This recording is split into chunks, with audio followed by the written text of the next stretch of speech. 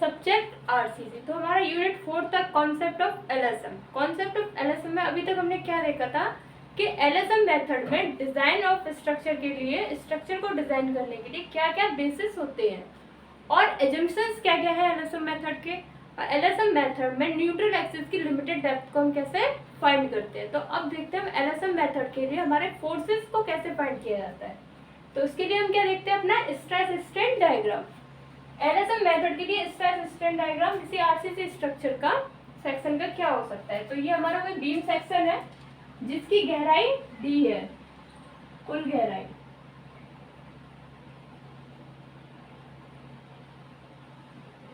इसकी चौड़ाई कितनी है, बी।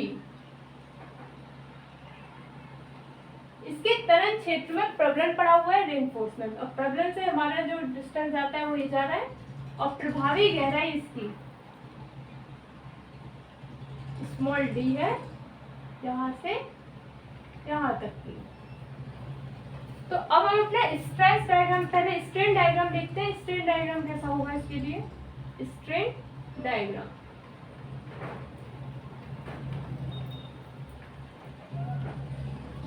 विकृति आरेख। तो विकृति आरेख एलएसएम के लिए क्या होती है, हमने एजम्पशन में पढ़ा था कि कंक्रीट के सबसे दूर वाले किनारे की विकृति कितनी होती है, 0.0035।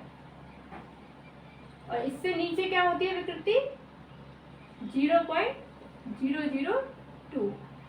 ये जो विकृतियां हैं प्रतिबल में 0.0335 कहाँ काम करेगी। ये डिस्टेंस हमारा कितना है, उदासीन अक्ष की गहराई x0। तो जो 0.0035 की जो गहराई है वो आपकी ये होगी 3/7 x0। ये होगी आपकी 3/7 x0। 0.002 के लिए ये गहराई होगी 4/7 x0। अब हम अपना प्रतिबल विकृति आरेख प्रतिबल आरेख देखते हैं। प्रतिबल आरेख क्या होता है, स्ट्रेस डायग्राम। Stress diagram. तो एजम्पशंस के अनुसार 0.0035 विकृति पर डिजाइन स्ट्रेस कितना होता है कंक्रीट का, 0.45 FCK। यही डिजाइन स्ट्रेस होता है। और स्टील में डिजाइन स्ट्रेस क्या होता है, 0.87 FY।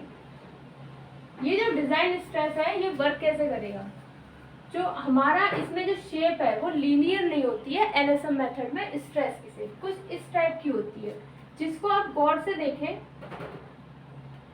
तो ये एक रेक्टेंगुलर पोर्शन है और ये एक पैराबोलिक पोर्शन है।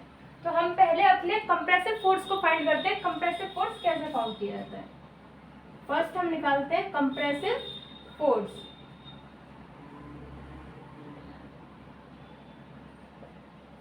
कंप्रेसिव फोर्स क्या होता है, area of stress diagram into में width. Area of stress diagram into width of beam. हमें कंप्रेसिव फोर्स याद करना है, पर हम इस शेप के लिए जो कंप्रेसिव फोर्स है वो दो शेप में याद करेंगे। एक रेक्टेंगुलर पोर्शन के लिए जिसका कंप्रेसिव फोर्स Cu1 यहाँ कार्य कर रहा होगा, Cu1। दूसरा इस पैराबोलिक शेप के लिए जिसका कंप्रेसिव फोर्स Cu2 इधर कार्य कर रहा होगा। तो सबसे पहले हम याद करते हैं Cu1 को, force of compression. Force of compression in rectangular stress block।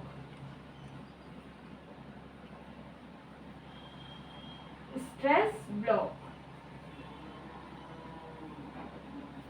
Cu1 equal to आपका होगा same area of stress diagram into width. Area of stress diagram rectangular portion के लिए देख रहे हैं तो क्या होगा, 0.45 FCK। 0.45 FCK इनटू में ये डिस्टेंस इतना कितना है, ये 3/7 XU। Width of beam. Width of beam क्या है? बी, ये वाली। तो Cu1 हमारा ये आ गया, जिसको सॉल्व करने पे जो वैल्यू आएगी वो आएगी आपकी 0.19114 FC के XU इंटू में बी। ये हमारा Cu1 हो गया। अब हम क्या करते हैं अपना Cu2, first second. Force of compression in parabolic stress block क्या होगा? Cu2 आपका होगा area of stress diagram. Area of stress diagram इसके लिए देखना है। तो ये जो क्या है, ऊपर के बेस पे तो 0.45 FCK था, नीचे ये 2/3 पर वर्क करेगा। 0.45 FCK जो है वो 2/3 पर वर्क करेगा। तो 2/3 0.45 FCK इंटू में ये डिस्टेंस कितना है आपका? 4/7 XU, 4/7 XU गुणा बी। इसको जब हम सॉल्व करेंगे, इन वैल्यूज को जब सॉल्व करेंगे तो इसकी वैल्यू आएगी 0.1714 FCK XU इंटू बी। हमको चाहिए टोटल कंप्रेशन फोर्स। क्या चाहिए हमें? Total compression force.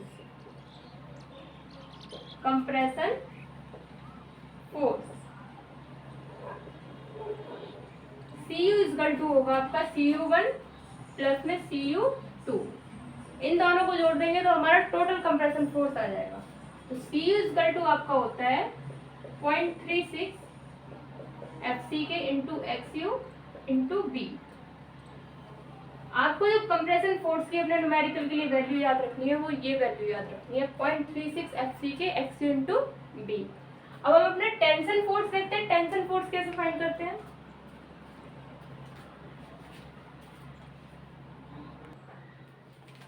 Tension force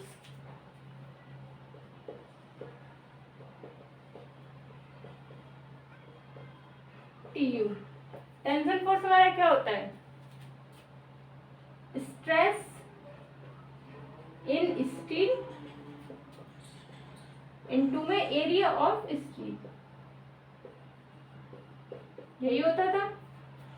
तो स्ट्रेस इन स्टील कितना है? स्टील में जो स्ट्रेस है लिमिट स्टेट मेथड में कितना होता है? 0.87 FY इनटू में एरिया ऑफ स्टील क्या है? ये AST इंटू AST। तो TU इक्वल टू आपका हो जाएगा 0.87 FY इंटू में AST,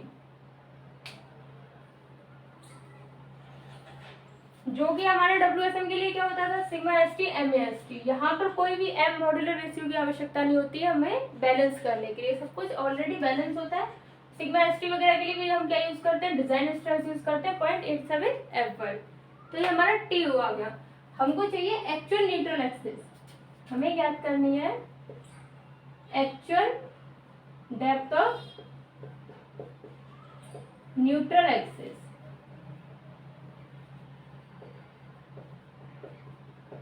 उदासीन सतह की वास्तविक गहराई हम क्रांतिक लिमिटेड इसमें ज्ञात कर चुके हैं, XU लिमिट। अब हमें वास्तविक ज्ञात करनी है। वहां पे वास्तविक को हम XA से डिनोट करते थे, यहाँ पर हम डिनोट करते हैं XU से, न्यूट्रल एक्सिस एक्चुअल डेप्थ। तो इसके लिए हम क्या करते थे अपना उदासीन सतह के लिए कि इस उदासीन सतह के परितः आघूर्ण लेके ज्ञात करते थे।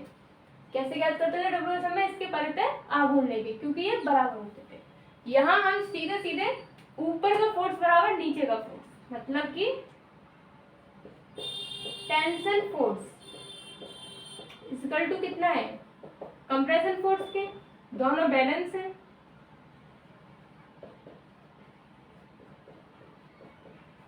टेंशन फोर्स आपका क्या निकल के आया है? 0.87 FY AST बराबर कंप्रेशन फोर्स Cu क्या निकल के आया था? 0.36 FCK XU इंटू बी।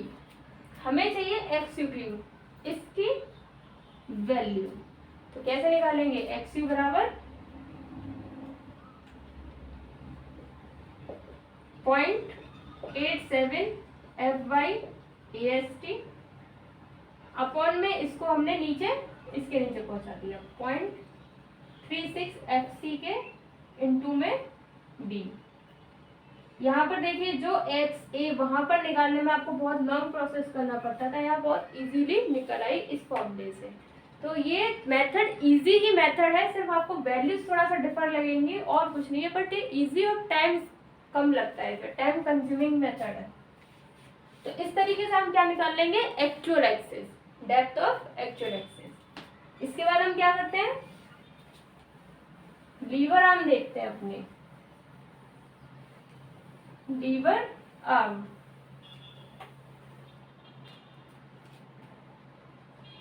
उत्तोलक भुजा। लीवर आर्म क्या होती है, it is the vertical distance, it is the vertical distance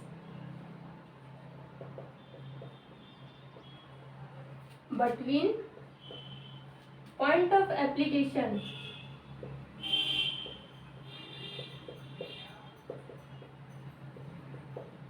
of tension force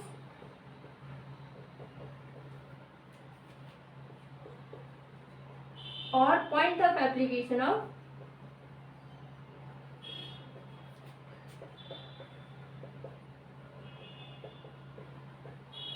compression force।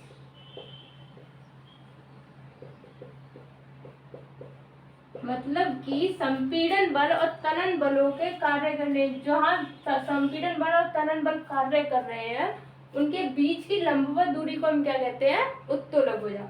अगर इस फिगर को हम यहाँ अलग से देखें,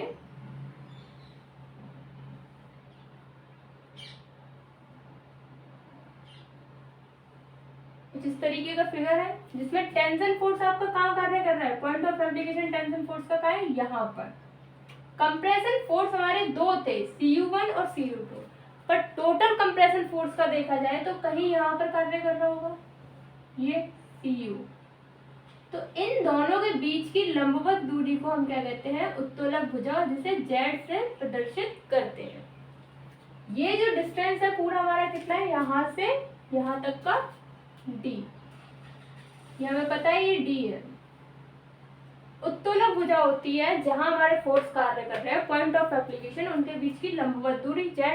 तो Z ये है, तो हम कैसे ज्ञात कर सकते हैं, अगर हम इसमें इस डिस्टेंस को y बार मान लें, यहाँ तो हमें पता था Cu1 कहाँ कार्य कर रहा है, Cu2 कहाँ कार्य कर रहा है, लेकिन दोनों मिलकर कहाँ कार्य कर रहे हैं वो डिस्टेंस हमें नहीं पता है। तो उसके लिए हमने मान लिया ये डिस्टेंस y बार है। तो Z इक्वल टू क्या हो जाएगा आपका, D माइनस y बार। ये डिस्टेंस आपका आ गया D माइनस y बार। यहाँ पर ये जो y बार है इसकी वैल्यू हमें नहीं पता है, इसकी वैल्यू हमें फाइंड करनी है। तो जब बहुत सारे फोर्सेस लगे होते हैं तो उनका हम क्या निकालते हैं, सेंटर ऑफ ग्रेविटी। तो CG of y, CG of compression force,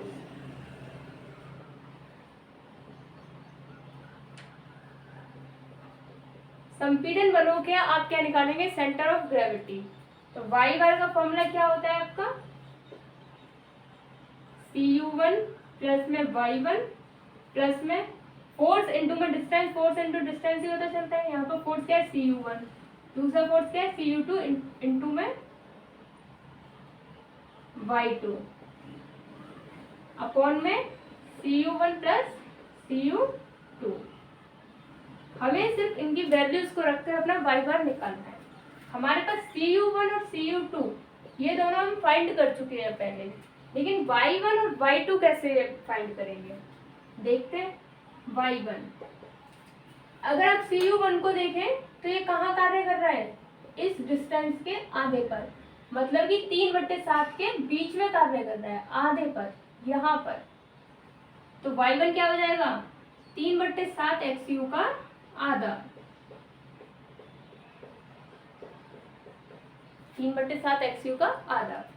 यहीं पर आप y2 देखिए, y2 कहाँ कार्य करेगा, Cu2 आपका यहाँ पर है, तो y2 कितना हो गया, ये डिस्टेंस, यहाँ तक का डिस्टेंस क्या है आपका, y2।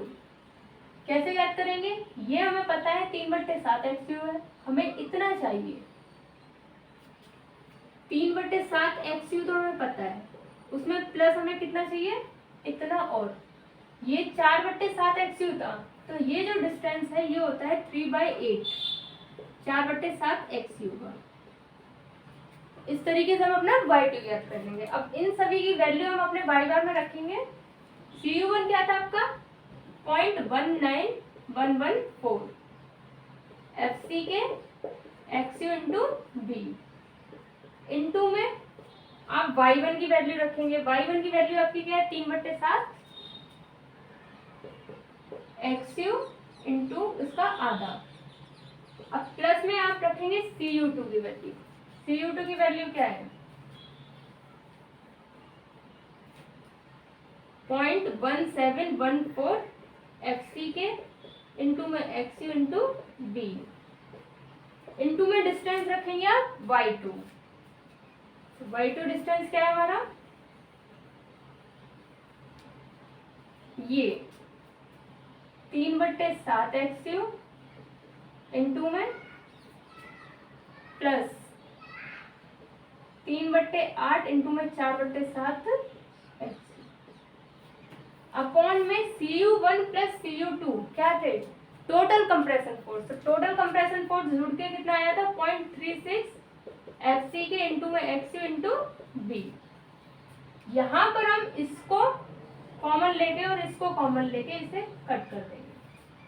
बाकी हमारे ये पॉइंट वैल्यू बचेंगे, जिनको आप सॉल्व करेंगे तो इन वैल्यू की वैल्यू आएगी 0.0409 XU यहाँ बच रहा है, प्लस में 0.110 XU अपॉन 0.36। ये वैल्यू निकल कर आपकी आएगी सॉल्व करने पर। इसको और इसको आप सॉल्व करेंगे तो ये वैल्यू टोटल आपकी आएगी 0.42 XU। तो हमें अपनी लीवर आर्म चाहिए थी। y बार की वैल्यू क्या आ गई? 0.42 XU। तो लीवर आर्म क्या हो गई आपकी? Z इक्वल टू क्या हो गया? D माइनस में y बार की वैल्यू हमारी ये निकल कर आई है 0.42 XU। ये हमारी उत्तोलक भुजा हो गई, जो कि WSM में क्या होती थी? D minus x/3। तो यहाँ बस x/3 की जगह पर क्या आ रहा है? 0.42 XU डायरेक्ट। तो उत्तोलक भुजा हो गई। उत्तोलक भुजा के बाद हम क्या याद करते हैं? अपना moment of resistance. Moment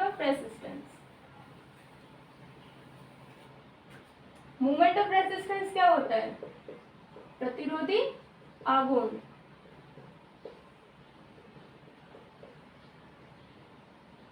MRU हम कंक्रीट के लिए अलग निकालते हैं और स्टील के लिए अलग। तो मोमेंट ऑफ रेसिस्टेंस होता है फोर्स इनटू में लीवर आर्म। अभी तक हम फोर्स भी ज्ञात कर चुके हैं और लीवर आर्म भी ज्ञात कर चुके हैं। सिर्फ उनकी वैल्यू हमें क्या रखनी है? अपनी मोमेंट ऑफ रेसिस्टेंस में। तो पहले देखते हैं कंक्रीट के लिए। कंक्रीट क्या होगा हमारा? मोमेंट ऑफ रेसिस्टेंस क्या होगा? CU मतलब कि कंप्रेशन फोर्स इंटू में Z। CU क्या था आपका? 0.36 FC के इंटू में XU इंटू B। ये CU की वैल्यू थी और Z की वैल्यू क्या है? D माइनस में 0.42 XU। अगर आप टुकड़ों में वैल्यू को याद करेंगे तो आपको फॉर्मूले सरल लगने लगेंगे, एक साथ वो याद नहीं होता, इसलिए आप इसको इस तरीके से याद कीजिए। CU की वैल्यू आपको अलग याद है, Z की अलग याद है। आपका फॉर्मूला क्या बन गया? ये। स्टील के लिए देखते हैं।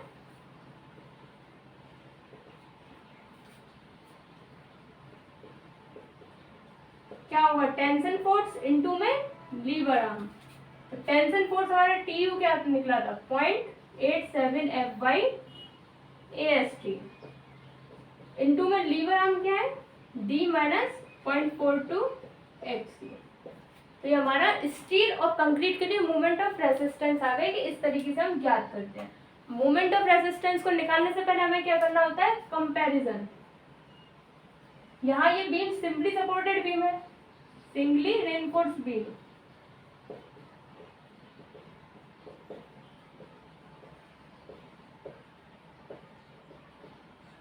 मूवमेंट ऑफ रेसिस्टेंस कंक्रीट का याद करना है, स्टील का। ये सेम पहले वाला ही मेथड है कि हम अपनी एक्चुअल और लिमिटेड को क्या करेंगे, कंपेयर। हमारी एक्सयू लिमिट थी, एक्सयू लिमिट क्या थी, एक्सयू लिमिट की वैल्यू हमने क्या निकाली थी, याद करने का तरीका बताया था, 0.53, 0.48, 0.46, 0.44।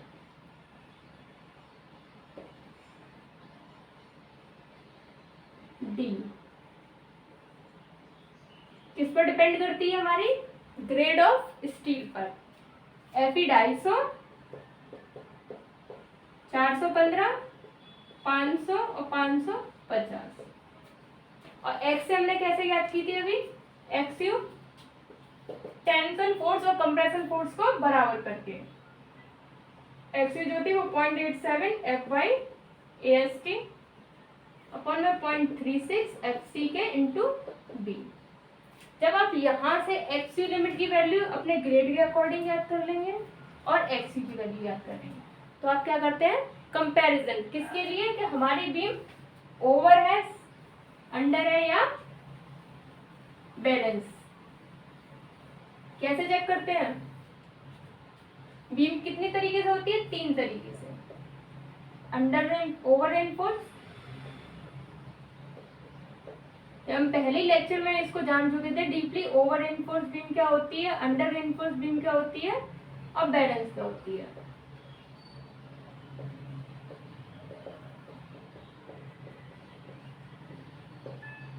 और बैलेंस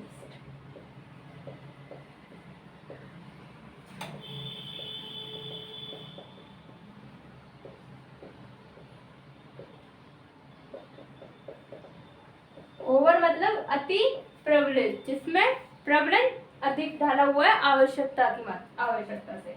तो ये कब होती है हमारी ओवर, प्रबलन अधिक है मतलब कि कंक्रीट में वीक है और स्टील में मजबूत है। कंक्रीट में वीक है तो इसका एक्सयू एक्चुअल जब ज्यादा होती है एक्सयू लिमिट से, सेम वही एक्स ए ज्यादा है आपकी एक्स क्रिटिकल से, तो हमारी क्या है, ओवर रेनफोर्स्ड। एक्चुअल ज्यादा है, एक्सयू ज्यादा है, तो बीम कैसी है, ओवर रेनफोर्स्ड।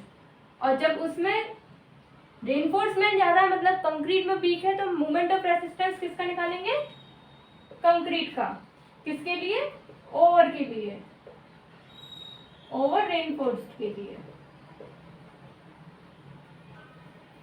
अगर अंडर रेनफोर्स्ड है तो क्या कंडीशन होती है, हमारी एक्चुअल एक्सिस कम है क्रिटिकल से, मतलब कि जो एक्चुअल एक्सयू है ये कम है आपकी एक्सयू लिमिट से, तब आपकी क्या होती है, बीम ओवर रेनफोर्स्ड। मतलब कि अंडर रेनफोर्स्ड, अंडर का मतलब कम इस्पात है, प्रॉब्लम हमने कम दिया है।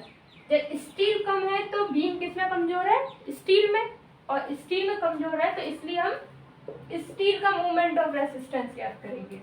किसके लिए, अंडर रेनफोर्स्ड के लिए, अंडर रेनफोर्स्ड के लिए। ये सेम वही पहले वाली कंडीशन है। और बैलेंस्ड के लिए क्या होता है, एक्सयू बराबर होता है एक्सयू लिमिट की। इस कंडीशन में आप कोई भी फॉर्मूले से निकाल सकते हैं, पर प्रेफर कंक्रीट वाला किया जाता है बैलेंस के लिए। दोनों में से किसी भी फॉर्मूले से आप ज्ञात कर सकते हैं अगर ये कंडीशन है, पर प्रेफर आप ये वाला कीजिएगा क्योंकि ये प्रेफर किया जाता है अगर बैलेंस्ड है तो कंक्रीट वाला। तो इस तरीके से हम अपने सारे मूवमेंट ऑफ रेसिस्टेंस ज्ञात कर सकते हैं। अभी तो मूवमेंट ऑफ रेसिस्टेंस की बात हो रही थी, अभी हम देखते हैं limiting of movement of resistance. Limiting of movement of resistance.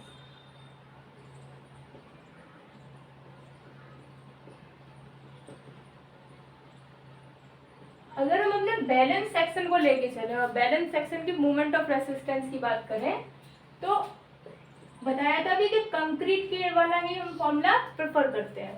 क्यों, देखिए यहाँ पे कंक्रीट वाला फॉर्मूला क्या है, 0.36 एफ सी के एक्स यू इंटू में बी, डी माइनस में 0.42 एक्स यू। ये हमारा कंक्रीट के लिए मोमेंट ऑफ रेसिस्टेंस का फॉर्मूला था। हम देख रहे हैं बैलेंस के लिए।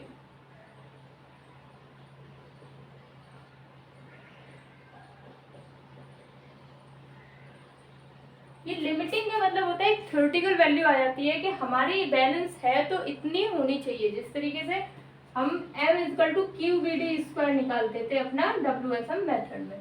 तो अगर इस फॉर्मूले को देखें तो यहाँ पर अगर एक्स यू की वैल्यू की बात करें, इस एक्स यू की वैल्यू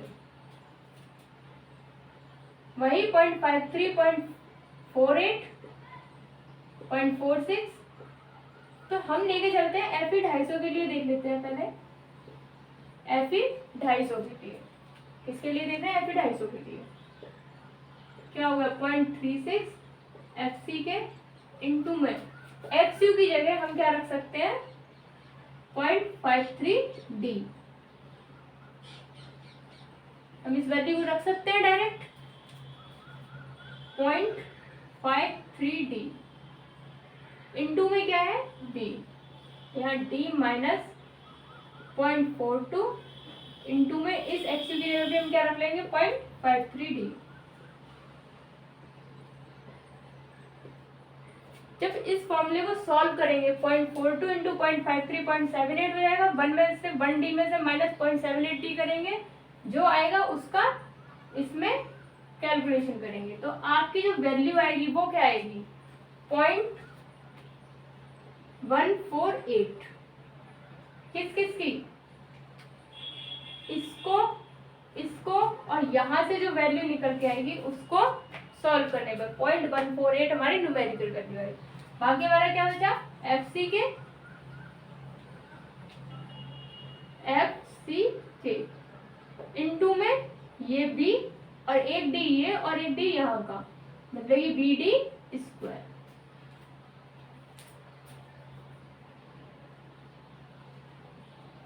ये आपका हो गया मोमेंट ऑफ रेसिस्टेंस लिमिटिंग। किसके लिए? एफ ई 250 के लिए, क्योंकि हमने यहाँ एफ ई 250 की एक्स यू की वैल्यू रखी थी 0.53। ये कुछ कुछ अब आपको देखने पर कैसा प्रतीत हो रहा है? ऐसा। तो वहां हम Q equal to 1/2 KC into J sigma CBC रखते थे, यहाँ सीधे इसको हम मान लेते हैं आधी हो, पूरे को आप मान सकते हैं, या फिर डायरेक्ट इस तरीके से फॉर्मूला रख के मोमेंट ऑफ रेसिस्टेंस लिमिटिंग निकाल सकते हैं। एफ ई 250 के लिए ये होती है value 0.138 F C K B D square और 0.133 ये होती है आपकी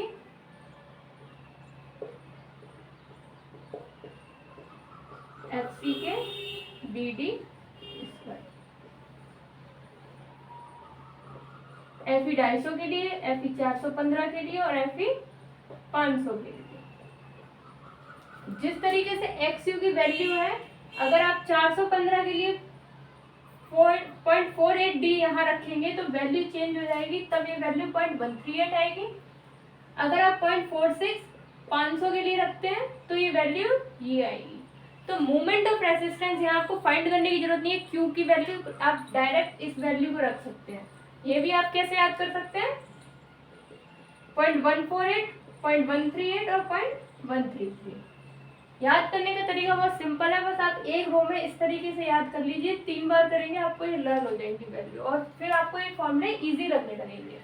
अब हम एक न्यूमेरिकल देख लेते हैं कि मोमेंट ऑफ रेसिस्टेंस का न्यूमेरिकल कैसे सॉल्व करते हैं।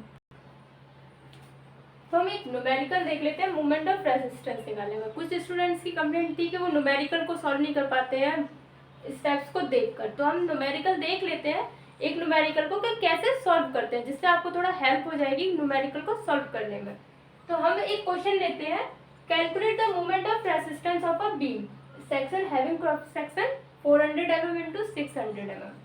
400 mm इंटू 600 mm की एक काट है, उसका हमें क्या ज्ञात करना है? प्रतिरोधी आघूर्ण। तो सबसे पहले हम अपना सेक्शन बनाते हैं। किसी भी क्वेश्चन को सॉल्व करने के लिए उसका फिगर ड्रॉ करना पहले जरूरी है। तो इसकी सेक्शन क्या है हमारा 400 mm, 400 mm इसकी चौड़ाई है बी और 600 mm इसकी कुल डेप्थ है। विथ 50 mm इफेक्टिव कवर, प्रभावी आवरण जो आपको दे रखा है वो 50 mm का दे रखा है और 4 छड़ें प्रयोग की गई हैं 20 mm डाया की। तो यहाँ पर यूज की गई है 4 छड़ें 20 mm डाया। इफेक्टिव कवर आपको कितना दिया गया है 50 mm। तो सबसे पहले आपका काम होता है इस फिगर को इस तरीके से ड्रॉ करना। 50 mm आपने ये इफेक्टिव कवर ले लिया। अब हम अपने स्टेप सॉल्यूशन को स्टार्ट करते हैं। सॉल्यूशन कैसे करते हैं? सबसे पहले हम क्या याद करते हैं? First step effective depth.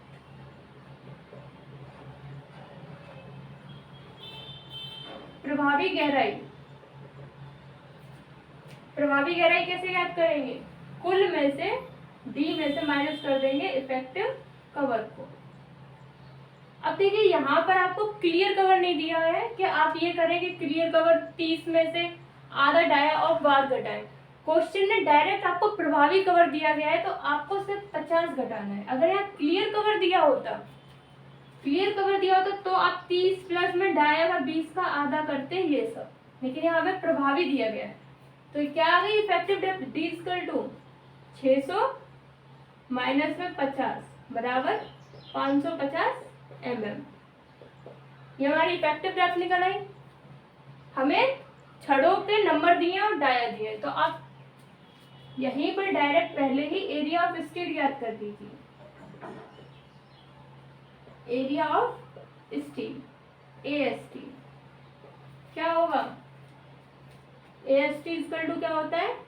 n into में π/4 डाया स्क्वायर। n कितना है आपका? नंबर ऑफ बार, 4 छड़ें प्रयोग की गई हैं, π/4 इंटू में 20 का स्क्वायर बराबर आ गया ये आपका 1256 mm स्क्वायर। ये आपका एरिया ऑफ स्टील हो गया। अब हमें क्या ज्ञात करनी होगी? मोमेंट ऑफ रेजिस्टेंस ज्ञात करने के लिए हम सबसे पहली बात जरूरी है कि हमें ये ज्ञात करना होता है हमारी धरन ओवर है या अंडर है। ओवर और अंडर कैसे ज्ञात होगी? एक्सयू और एक्सयू लिमिट को ज्ञात करके। तो सबसे पहले आप क्या ज्ञात करेंगे? Limited depth. थर्ड स्टेप आपका होगा limited depth of neutral axis. Neutral axis एक्सयू limit. अब एक्सयू लिमिट का फॉर्मूला आपको पता है, हम किससे ज्ञात करते हैं? ग्रेड ऑफ स्टील से। हमारी ग्रेड क्या दी गई है? 415। तो 415 के लिए आप बस ऐसे कर लीजिए 0.453.48, मतलब 415 ये है 0.48 डी। तो क्या है एक्सयू लिमिट? 0.48 डी। कुछ नहीं करना है इसमें, सिर्फ आपको डी की वैल्यू रखनी है। तो 0.48 इंटू में 550 बराबर आपकी एक्सयू लिमिट आ गई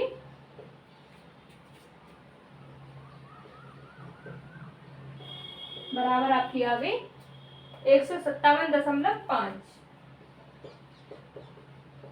mm। तो ये आपकी पहली वैल्यू आ गई एक्सयू limit.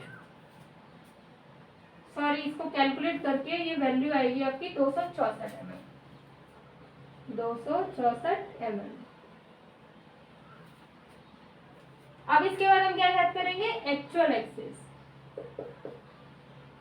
Actual depth of actual axis. Actual axis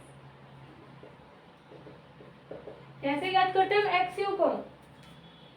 एक्सयू बराबर क्या है हमारा? 0.87 F/AST अपॉन में 0.36 FCK इंटू बी। आपको इसमें वैल्यू रखनी है। तो 0.87 Fy कितनी है? 415 इंटू में AST कितनी निकाल ली हमने? 1256 अपॉन में 0.36 FC के मतलब कि कैरेक्टरिस्टिक स्ट्रेंथ ऑफ कंक्रीट, तो FC के क्या होगा यहाँ पर, ये 20, तो आप क्या रख देंगे डायरेक्ट 20, इंटू में B आपको कितनी दी गई है 400। तो इसको आपको सिर्फ क्या करना है, सॉल्व करना है। तो सॉल्व करके XU बराबर आपका आ गया 157.5 mm। अब हमें क्या करना है, इन दोनों को कंपेयर करना है। तो कंपेयर करने पे हमें क्या पता चल रहा है, XU एक्चुअल आपकी 157 है और लिमिटेड आपकी 264 है, मतलब कि XU आपकी कम है XU लिमिट से। तो क्या है, section is under reinforce, under reinforce. हमारी धरण अल्प प्रबलित है क्योंकि एक्चुअल कम है हमारी, अगर एक्चुअल ज्यादा होती तो अति प्रबलित होती। तो इसके लिए क्या करेंगे, अंडर रेनफोर्स्ड है मतलब कि स्टील कम डला है, कम डला है स्टील कमजोर है, मतलब मोमेंट ऑफ रेजिस्टेंस हम निकालेंगे स्टील का।